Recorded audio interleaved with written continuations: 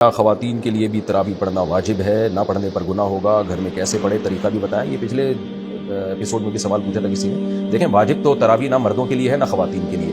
نبی صلی اللہ علیہ وسلم نے 3 دن تراویح پڑھ کے چھوڑی اس لیے تھی کہ امت پر واجب نہ ہو جائے، لیکن جتنی تاکید ہے تراویح کی، خلفائے راشدین نے جو اہتمام کیا، اس سے پتہ چلتا ہے کہ تراویح عام سنت نہیں ہے بلکہ سنت مؤکدہ ہے۔ سنت مؤکدہ کا مطلب یہ ہوتا ہے کہ عام سنتوں کی طرح اس کو ہلکا نہ لیا جائے، اس کا معمول نہ بنایا جائے چھوڑنے کا۔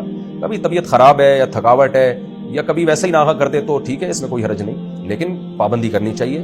عام سنتوں جیسا معاملہ نہیں ہے۔ سنت مؤکدہ جیسے فجر کی 2 سنتیں سنت مؤکدہ ہیں نا، تو ظہر سے پہلے کی 4 سنتیں سنت مؤکدہ ہیں، ظہر کے بعد کی 2 سنتیں سنت مؤکدہ ہیں۔ تو یہ جو سنت مؤکدہ ہوتی ہے یہ تاکید والی ہوتی ہے، اس کو عام سنتوں کی طرح ہلکا نہیں لیا جا سکتا۔ جماعت سے پڑھنا بہرحال سنت مؤکدہ نہیں ہے، جماعت سے پڑھنا افضل ہے، تو انفرادی بھی پڑھی جا سکتی ہے، اور خواتین کے لیے تو گھر میں پڑھنا وہ مسجد میں پڑھنے سے بہرحال زیادہ بہتر ہے۔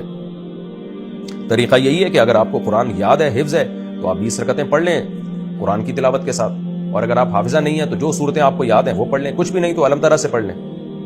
لیکن آج کل خواتین تراویح میں بہت سستی کر رہی ہیں۔ رمضان کی زینت ہے، دن کی زینت روزہ ہے اور رات کی زینت تراویح ہے۔ محمد رضوان کینیڈا سے پوچھتے ہیں، کیا ایسا کمرہ جو مختلف مذاہب کے لوگوں کی عبادت کے لیے بنایا گیا ہے، اس کمرے میں نماز ادا کی جا سکتی ہے؟ قریب میں کوئی مسجد نہیں ہے، عام نمازیں تو انفرادی طور پر ادا کی جاتی ہیں، مگر جمعے کی نماز کے لیے امام صاحب آتے ہیں اور نماز خطبے کے ساتھ پڑھی جاتی ہے۔ نماز ہر جگہ جائز ہے۔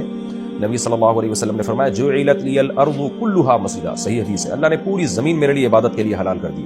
البتہ کسی ایسے عبادت گاہ میں جو غیر مسلم کا ہو اور وہاں جاندار کی تصویریں لگی ہوئی ہوں، وہاں نماز پڑھنا مکروہ تحریمی ہے۔ تو اگر آپ مندر میں نماز پڑھتے ہیں، چونکہ وہاں پر بت بنے ہوئے ہوتے ہیں نا، تو تصویر والی جگہ پر نہیں پڑھیں آپ۔